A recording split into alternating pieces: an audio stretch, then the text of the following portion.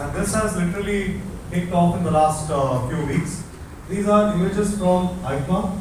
EICMA is the marquee motorcycle show that happens in Europe and Milan every year. This was the ultraviolet showcase in Europe, and just last month is where we got in our certifications for Europe compliance, and starting 2 weeks from now, we should start our first retail in overseas markets. And the product going to overseas markets is the exact same as the F77 Mark II. There is no hardware or software change from what is being retailed in India. This is another important aspect when we think about the automotive world. Often we look at specs and features available on certain products in overseas markets, and we wish India was able to get a lot of that. We still continue to see that, and for the first time it is the other way around, and we're getting a lot of demands for tech that is being launched and released in India for the overseas products, and happy to be setting that trend. On the screen is the F77 Mark II, you have the F99. I'll come to the F99 in a bit. We got some very interesting updates on that, and we showcased a few concepts as well. Now, when we talk about designing in India for the world, the design part of it starts with imagining what the future could be, and every loop of the design and development process has been done completely in-house. Right from the first sketch of the motorcycle to the way the concept has evolved to what we have today, it's been an 8-year journey where every single component has been meticulously engineered and tested before putting it out on the roads.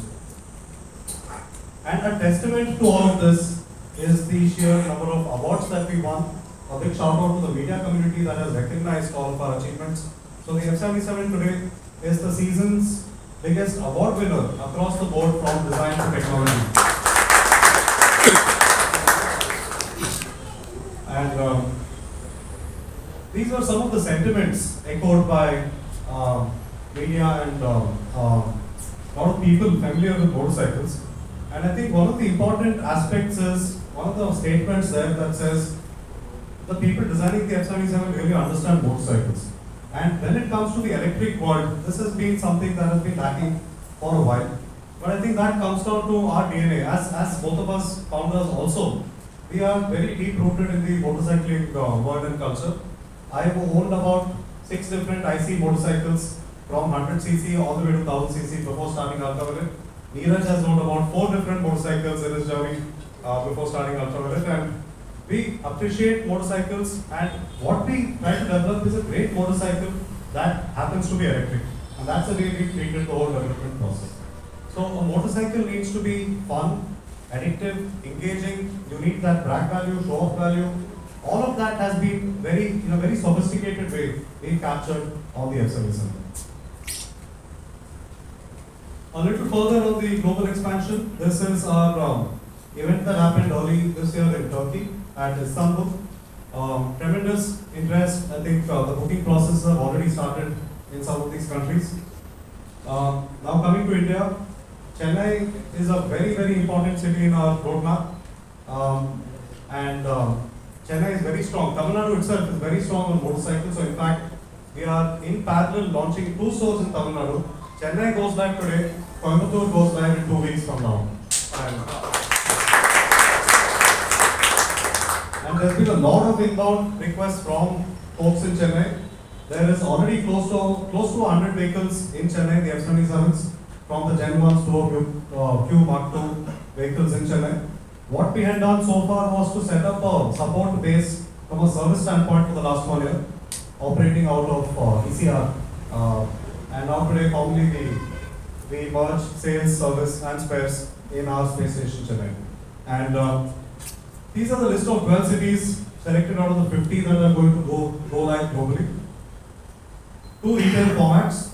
Where we are today is the Chennai space station.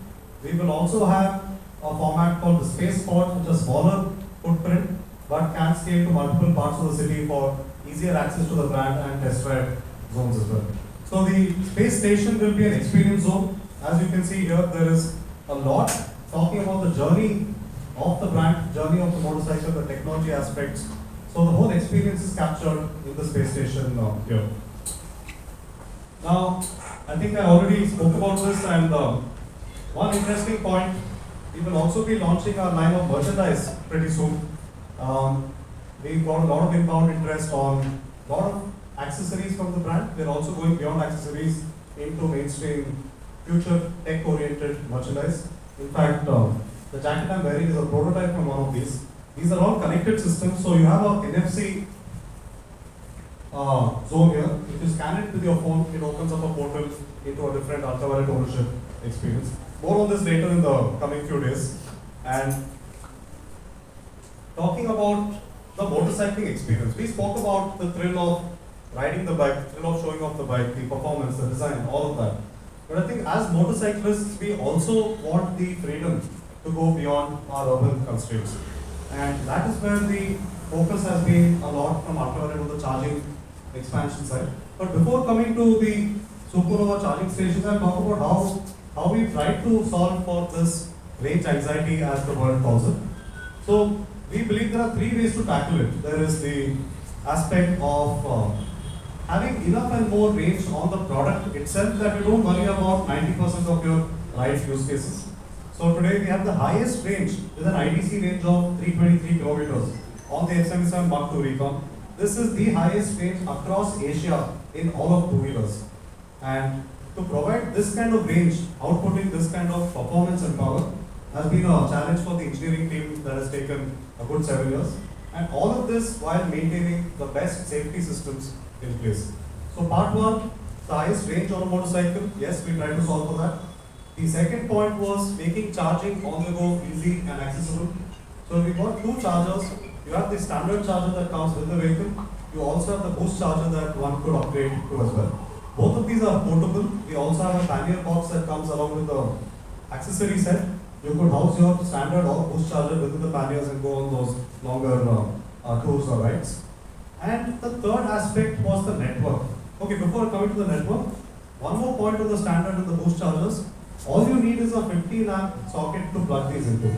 So whether you're going to an existing car charger or a dhaba or a restaurant or a hotel, all of these establishments come with 15 amp sockets. I think it is a matter of finding the right place to plug the vehicles into charge.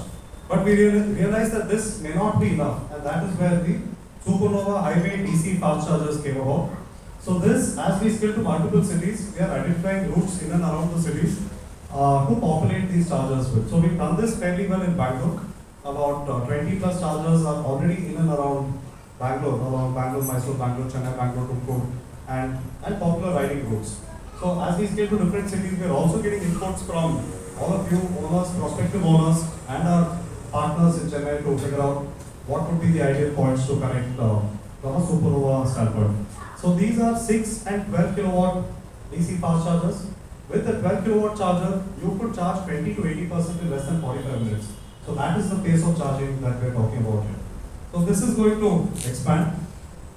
And of course, intercity riding now becoming a reality. We have enough and more stories, anecdotes of that already having happened with the F77. So this is a video that I'm going to play that talks about one of the rides that we did at Bangalore a few weeks back. This was to celebrate World Motorcycle Day. It was a 320 kilometer ride from Bangalore, overnight ride, and I think as part of what we've seen, all of our owners love technology, love motorcycles. Could we bring these two passion points together? And what we did here was combine a day where you had the motorcycles on a long enjoyable ride, you reached the place and then you had a FPV drone workshop happening here. So these are the sorts of activities that I think we will want to scale up across the country as well when it comes to how the ultraviolet brand experience is going to pan out.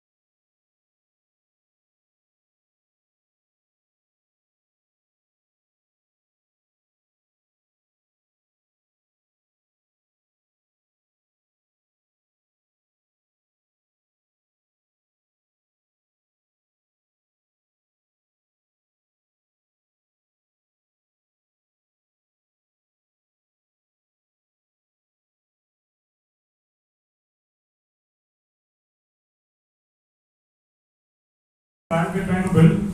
I think when you're part of the ultraviolet universe, you're not owning a product, you're part of an experience.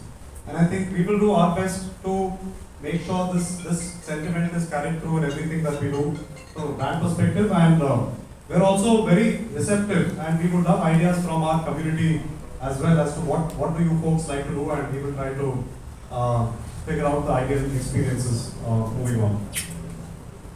All right, is Bala here? Bala, you want to join us, please?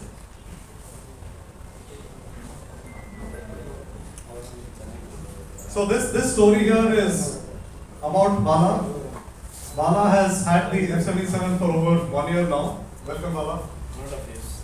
1.5 years. And this was crazy. So he got the vehicle in 2023. And a month later, we get an email from Bala saying, I'm planning to ride to the Himalayas. Right? And while at the company, we had tested for heat, snow, ice, water, whatnot. We had not actually taken the bikes to these types of terrains. And this was a point where we were right about opening the Bangalore Experience Center.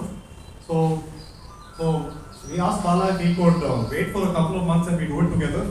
But Bala said, my holiday calendar is only 20 days and I have to go and come back within those 20 days. And this was an incredible journey, 20 days, 7,000 kilometers. And maybe Bala, just a couple of minutes from you on the whole experience. Thank you. Thank you for all coming here. Thanks for the opportunity. And I think I purchased my bike on 21st April 2023, and the ride began on May 21st. To be specific, like exactly a month. I just completed 1,000 kilometers and just serviced in our base. I just started the journey. I didn't have any idea. I just wanted to enjoy my vacations. That's it. It's not about these records. I think because later we applied for it just for a try. A lot of people had a negative opinion on how can you go that to till Vayalada. Even a lot of discouragement came in, but still. People from Ultraviolet helped me out in like giving me training in servicing the bike if anything happens on the way, and also they helped me with the booster charger. I didn't have a booster charger then, and they helped me with the booster charger and also some few breakable parts if anything happens. But luckily, believe it or not, I had only 2 punctures. That too, one is a mistaken puncture and another one is the actual puncture. That happened in like one of the ghost road, forgot the pass. So it happened there. So only that thing, what I considered negative, but the whole part of the journey is like, it's a big story. I think already I would have said in a lot of medias and all this. But still, But it was 47 in Nagpur to -10, right? Yeah, exactly. So we had a different experience, and Narayan used to call when I was in Nagpur. So he was asking how's the bike and what is going on, and because he used to talk with and we get to the feedbacks. But the actual challenge happened in Leh, where Neeraj came in and he helped me with the minus charging, because at one point what happened is bike didn't start because of the sub-zero conditions. But after a few minutes when it got warmed up, and it automatically came back to running status, and I continued my journey. I think I remember in Palm. Yeah. So in the military base, I was staying inside the military base, so they were the one who helped me out in charging. Maybe ran an update to your vehicle. Yeah, so I think that record has not been climbed yet. That's the highest OTA update electric bike I've got. And lot of memories and lot of new friends on the way, unknown people.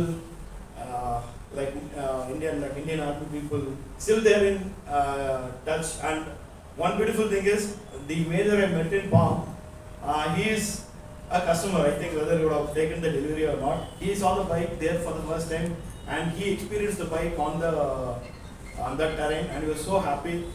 And even a lot of things on the way were happening. I was riding in like 45-degree hot sun to heavy rain in Manali and Shimla region, and snow and whatnot. Every terrain is covered without a single problem. Cool. Thank you, Bala. Thank you. Good catch up. Yeah. Thanks. So that was Bala's incredible journey, and along with Bala, now we have several F77 owners who've done incredible things on their machines, and especially in this case, while it is, of course, we're talking about the quality of the bike, the reliability, etc. It is an incredible example of human spirit and achievement also. So let's all put together a big round of applause for Bala's achievement.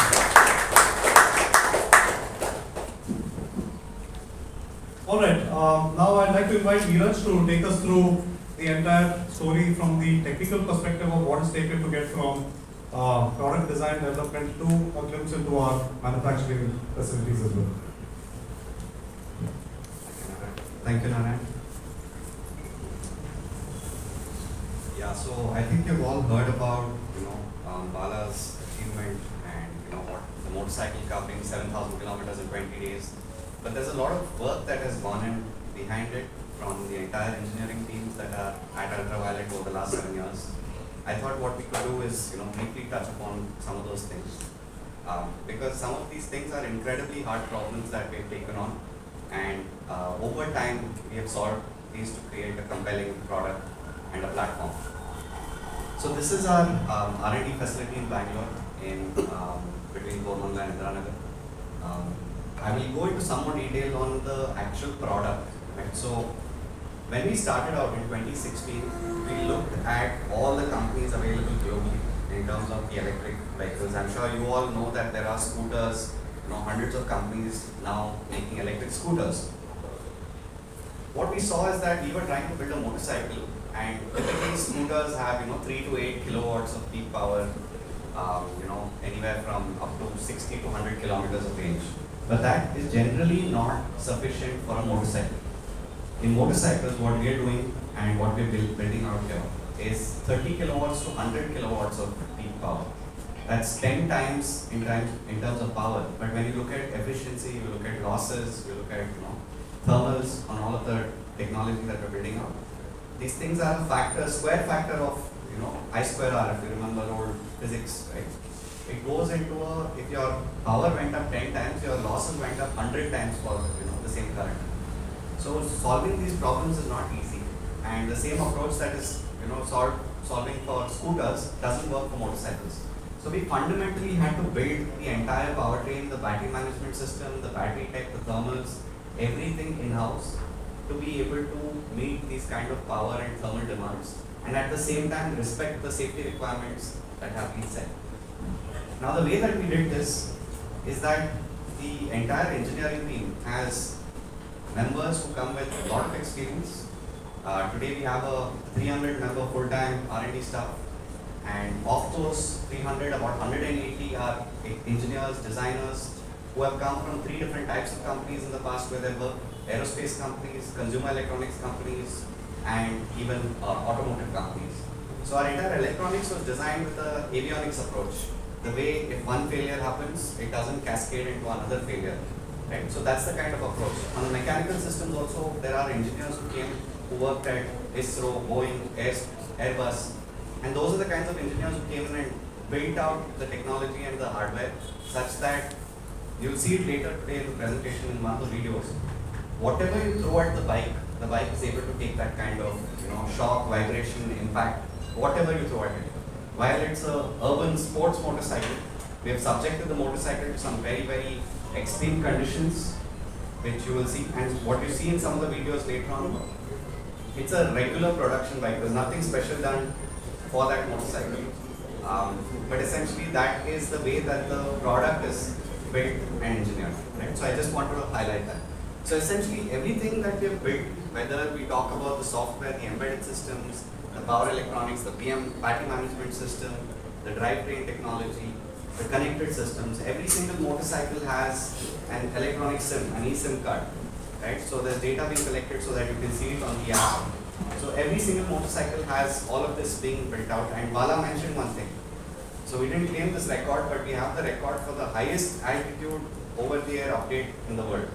So Bala was very close to, I think, the China border at a high altitude when we needed to enable sub-zero temperature discharge and charging, right? And that's when we did the update using our network, which is a connected system. Right, so these are the kinds of things that we built in, and of course we have production facility in Electronic City in Karnataka in Bangalore, and this is where the motorcycles are built out. There's two separate parts of the production facility. There's a vehicle assembly line, and then there is a very sophisticated high-end battery assembly facility, a battery manufacturing facility, because all of this requires high levels of safety, precision. Every battery pack has to be tested at the end of it, and only then it goes onto the vehicle. So all of this was built in-house to build the motorcycles that you see here today. And I'll just play a short video for you to get a sense of what is possible with this vehicle.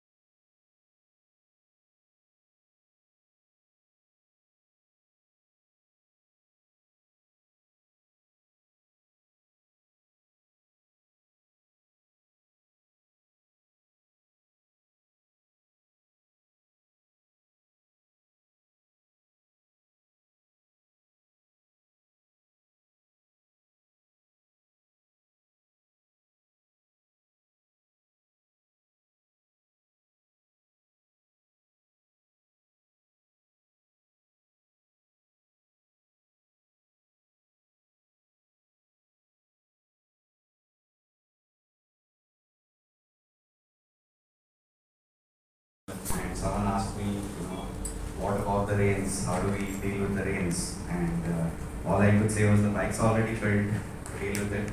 In fact, what you saw in the video was actually a lot of it was unscripted. The fall in the stream was not predicted or planned for. It so happens that when we're trying adventurous things, these things happen, but that does not affect the vehicle. Of course, our recommendation is to stay safe. But the point is that the motorcycle platform that we have built is meant to be very stable, and over almost a decade of engineering has gone into building these vehicles. Right? So we are here today. I think for us this is a big moment. Our presence has been, we've been very, very thoughtful and careful about expansion. We've been particular that service has to be planned. In fact, service came to Chennai before this location and space station came live. You would see other companies, take on this, this effort to scale very quickly and sell as many vehicles very quickly, but without service in mind. So we were very particular that service has to be there in place. In fact, all of the locations that we described, service goes first and plans out, and then only sales comes into the picture, and from an experience point of view. So we are very particular about this. And today, I'm happy to announce that with our partners, we're very excited to go live in Chennai. Thank you. In fact, for us, when we started this endeavor, we were very clear that where we take our products, it is going to be important to decide where these vehicles are available and where our products from Ultraviolet will be available. So we looked at the entire world, and we sort of identified 50 locations where we want our presence to be. And Chennai is one of those locations, and we're excited to be here. So thank you all for coming here today. After this, I think we can separately take questions. We'll be around here, but we're very excited. 5 minutes of Q&A now. Sure, we can do a 5-minute Q&A also. So if there are any questions, please feel free to. How many models are there? Yes. So then we go back. Can we just go back to the beginning of the presentation, the one with all the different vehicles?